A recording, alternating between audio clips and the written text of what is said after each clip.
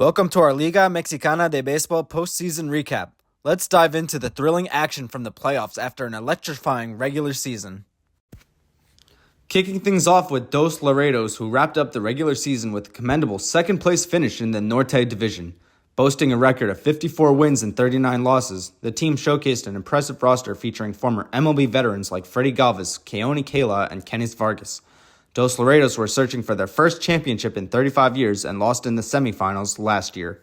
Next, we have the Guerreros de Oaxaca finishing the regular season in 5th place in the Sur Division with a record of 46 and 44. The squad featured notable talent like Alexi Amarista, Renato Nunez, and Luis Barrera.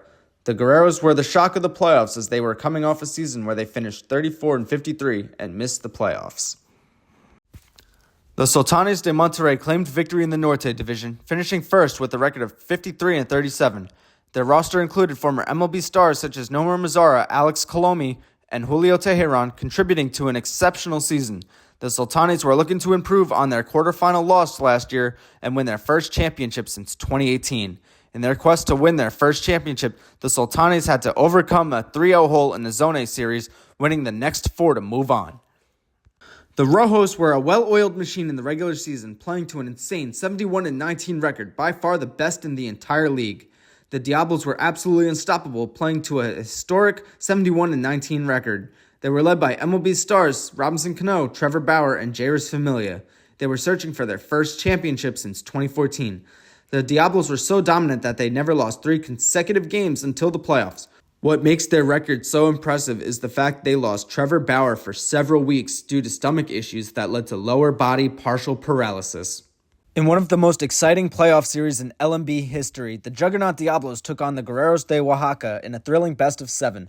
The Diablos, who hadn't lost 3 games in a row all season, dropped the first 3 games against Oaxaca. The Diablos lost the first game 5-4 with Trevor Bauer taking the loss, while the Diablos left 11 on base.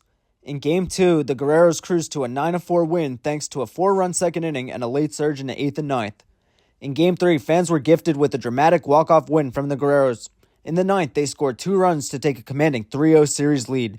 That would be the last game that Oaxaca would win, as the Diablos would go on to win the next 4 games, including the dramatic Game 7 in walk-off fashion thanks to a bases-loaded sac fly. On the other side, the Sultanes won their series 4-2 and moved on to the Series del Rey thanks to a walk-off single from former MLB player Nomar Mazara. After the scare the Diablos received in the last round, they made sure that wouldn't be the case in the finals. When they reached the series for the Copa Zachila, they didn't flinch. They demolished the Sultanes de Monterrey in a 4-game sweep, outscoring them 37-8 and trailing for exactly 1 inning in the entire series. From dominating the regular season and breezing through the first 2 rounds of the playoffs, they battled back from a 3-0 hole and it became a cakewalk, crushing it in the finals. The Diablos cemented themselves as one of the best teams in the league's history.